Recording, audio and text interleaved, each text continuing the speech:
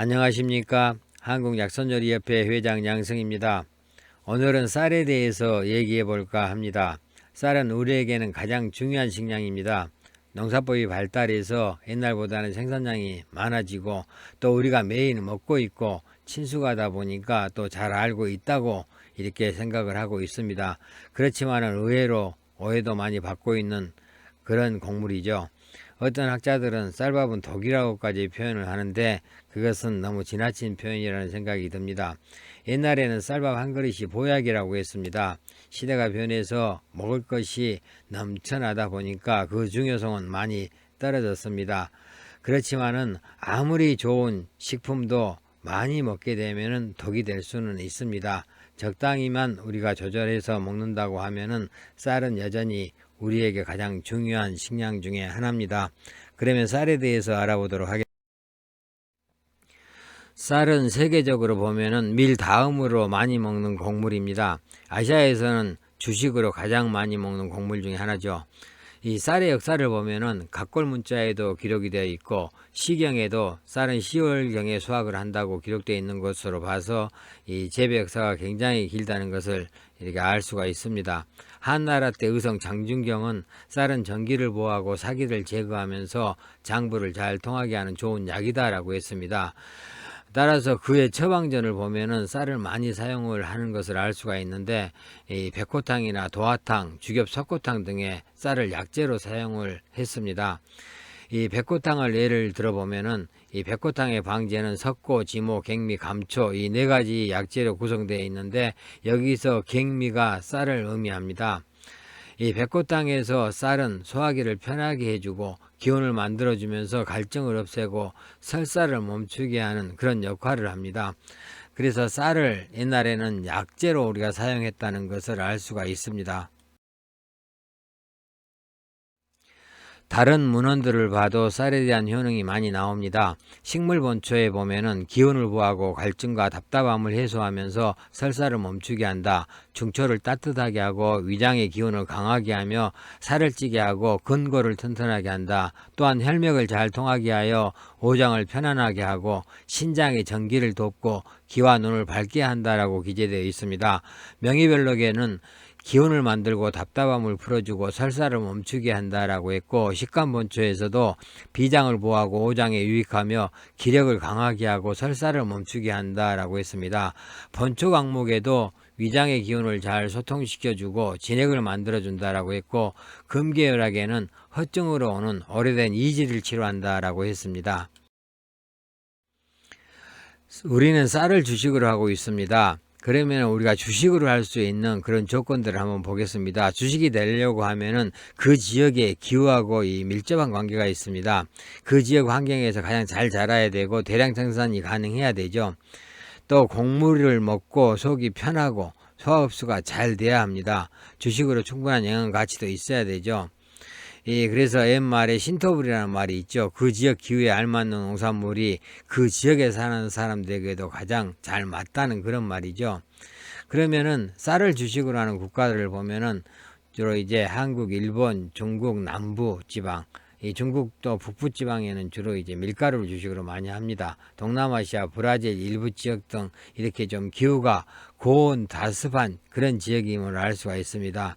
또 밀을 주식으로 하는 국가를 보면은 유럽이나 중앙아시아, 호주, 아프리카 뭐 이런 데인데 이 대부분 기후가 또 건조한 그런 지역이죠.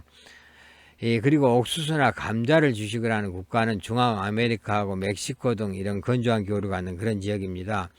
또 감자를 주식하는 국가들도 있죠. 페루, 칠레, 안데스 산맥 부근에 한냉한 산악 기후를 가진 그런 이 지역 사람들이 감자를 주식으로 하고 있습니다. 우리가 쌀을 주식으로 하는 이유에 대해서 보겠습니다. 우리나라 기후는 사계절이 있어서 계절에 따라서 달라지기는 하지만은 또 삼면이 바다로 되어 있어서 습한 기후를 가지고 있습니다. 따라서 일모작이지만은 쌀 농사가 잘 되는 편이죠. 이모작이나 삼모작을 하는 동남아시아에 비하면 적게 되는 편입니다. 이 기후가 습한 지역에 사는 사람들은 소화기가 약합니다. 따라서 쌀을 주식으로 해야지 이 속이 편함을 느낍니다. 또 쌀은 기운을 만들어주는 효능이 굉장히 빠르고 탁월하기 때문에 농사일을 하는 사람이나 노동일을 하는 사람에게 적합한 곡물입니다. 이 밀농사는 기후상 대량 재배하기가 어렵고 또 보리는 맛이 거칠어서 쌀보다는 이렇게 선호하지 않았습니다. 우리나라 위치가 동북아에 속해서 기후가 1년 내내 고온다습하지 않고 가을이나 겨울에는 또 건조한 기후를 갖고 있죠. 그래서 약간 찰기가 있는 갱미를 선호합니다. 우리나라보다 더 습한 기후를 가진 동남아시아는 안남미를 선호하죠. 그 이유는 소화기가 그 사람들은 우리나라 사람들보다 더 약하기 때문에 우리나라 갱미를 먹으면 소화에 부담을 느낍니다. 따라서 그들은 찰기가 없는 안남미를 먹어야지 속이 편하기 때문에 안남미를 먹습니다. 동양의학에서 말하는 쌀의 효능을 보겠습니다. 이 쌀은 성질은 평하고 맛은 달면서 비장경, 위경, 폐경으로 들어간다라고 했습니다. 이 비장을 튼튼하게 해준다 했는데 이것은 소화계통을 튼튼하게 해준다라는 그런 말이죠. 또 기운을 만들어주면서 위장을 편하게 하고 속에 불편함을 없앤다라고 했고 이 설사를 멈추게 하는 그런 효능이 있다라고 했습니다.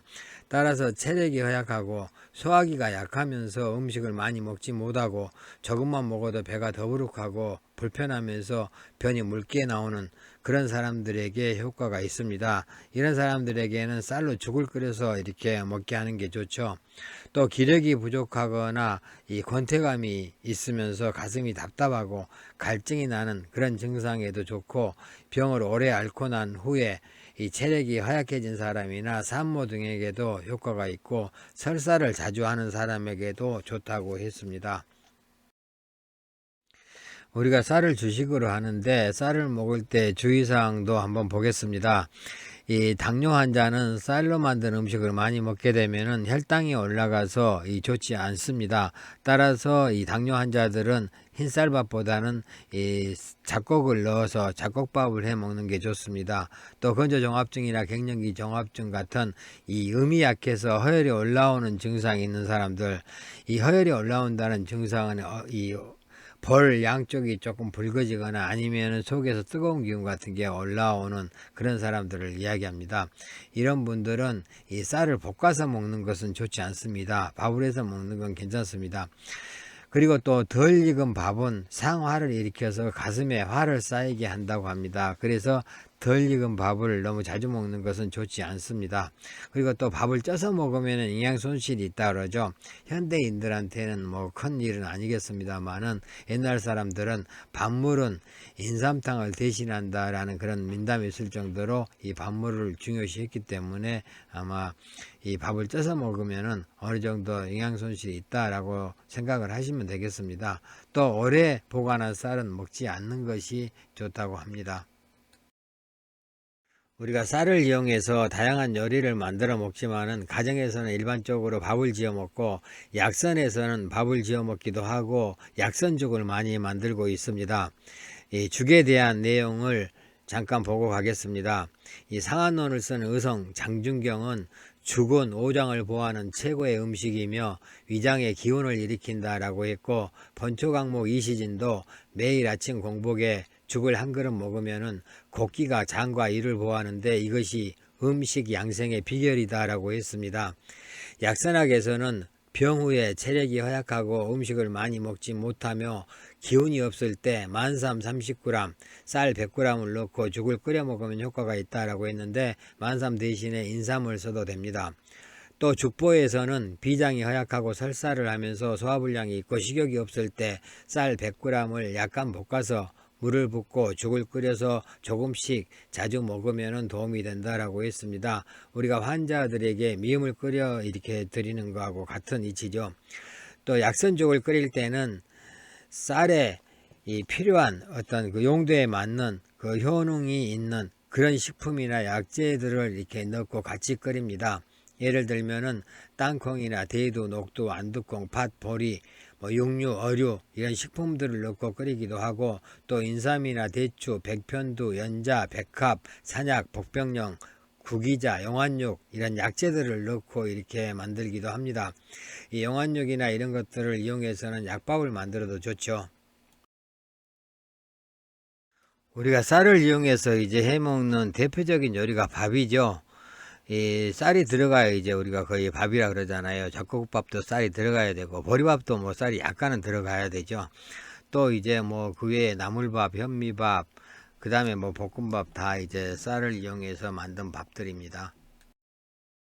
그리고 이제 우리 조상님들은 이 떡을 많이 만들어 먹었습니다. 쌀을 이용해서 뭐 모시떡이니 무지개 설기떡이니 뭐 꿀떡이니 인절미, 시루떡, 바람떡 뭐 여러 가지 떡을 다양하게 만들어 먹었습니다. 그리고 쌀을 이용해서 만들 수 있는 죽요리들입니다. 뭐 이 어떤 죽이든지 기본적으로 쌀이 들어가는 게 원칙입니다. 그리고 쌀을 이용해서 과자도 많이 만들어 먹습니다. 우리나라 전통 한가는 전부 쌀을 이용한 그런 그 식품들이죠. 그리고 현대에 와서도 이제 쌀을 이용해서 다양한 이 과자들을 만들고 있습니다. 그리고 요즘은 이제 쌀을 이용해서 이 동남아시아, 태국이나 이런 데서 이제 들어온 쌀국수를 이제 많이 먹기도 합니다. 그리고 우리나라 전통 이제 간식인 이 떡볶이가 또 대표적이죠. 이 떡볶이 떡을 이용해서 다양한 요리를 만들기도 합니다.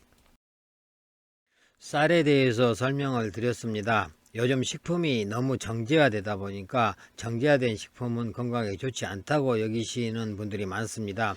뭐 틀린 말씀은 아닙니다. 다만 이제 소화기에 문제가 있다라면 또 달라지죠. 본인의 건강 상태에 따라서 이 쌀도 잘 이용하시면 보약이 될 수가 있습니다. 감사합니다.